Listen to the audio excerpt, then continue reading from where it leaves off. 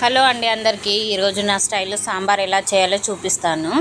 ఒక కుక్కర్ తీసుకొని 2 cups of కందిపప్పు తీసుకొని 2-3 టైమ్స్ వాష్ చేశాక కొంచెం పసుపు, ఆయిల్, తగినన్ని వాటర్ వేసుకొని 3 విజిల్స్ వచ్చే వరకు ఉడికించుకోవాలి. పప్పు ఉడికేంతలో ఒక ప్యాన్ తీసుకొని దానిలో 2 టేబుల్ స్పూన్ ఆఫ్ ఆయిల్ వేసుకొని కొంచెము మినపప్పు, ఆవాలు, జీలకర్ర, నెక్స్ట్ వచ్చేసి కరివేపాకు, 2-3 పచ్చిమిర్చి ఆర్ ఎండుమిర్చి వేసుకోవాలి. ఇక్కడ వచ్చేసి ఒక ఆనియన్ తీసుకొని ముక్కలుగా కట్ చేసి వేసుకున్నాను. ఇవన్నీ ఆయిల్లో ఫ్రై అయ్యాక నెక్స్ట్ వచ్చేసి వెజిటేబుల్ వేసుకోవాలి. ఇక్కడ నేను వచ్చేసి బీన్స్, కుకుంబర్, క్యారెట్, ఒక టమాటా తీసుకొని ముక్కలుగా కట్ చేసి వేసుకున్నాను. ఇక్కడ కావాలంటే సోరకాయ ముక్కలు, బెండకాయ ముక్కలు కూడా వేసుకోవచ్చు. ఇంకా వచ్చేసి నేను డ్రమ్ స్టిక్స్ కూడా వేసుకున్నాను. ఇలా వేసుకొని మంచిగా ఆయిల్లో కలిసేటట్లు వెజిటేబుల్ని మంచిగా కలుపుకోవాలి. ఇలా కలుపుకొని 2-3 మినిట్స్ వదిలేయాలి. మంచిగా ఆయిల్ అనేవి ఫ్రై అవుతాయి. నెక్స్ట్ వచ్చి ఈ ముక్కలలో కొంచెము సాల్ట్ వేసుకుంటున్నాను, ఎందుకంటే ముక్కలు అనేవి తొందరగా మగ్గుతాయి.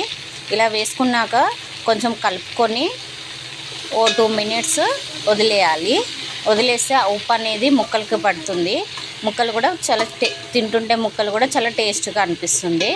ఇలా అయ్యాక నెక్స్ట్ వచ్చేసి ఇక్కడ అల్లం వెల్లుల్లి పేస్ట్ కూడా వేసుకోవచ్చు. కాకపోతే నేను ఏంటంటే 4-5 వెల్లుల్లిపాయలు కచ్చాపచ్చగా దంచుకొని వేసుకున్నాను. అవి వచ్చేసి పచ్చి వాసన పోయే వరకు మంచిగా ఆయిల్లో ఫ్రై అయ్యాక ఇక్కడ వచ్చేసి పసుపు, తగినంత కారం వేసుకోవాలి. ఇక్కడ నేను వచ్చేసి 3 టేబుల్ స్పూన్ ఆఫ్ కారం యూజ్ చేశాను. ఈ పసుపు, కారం అనేది వెజిటేబుల్కు పట్టేటట్లుగా మంచిగా కలుపుకోవాలి.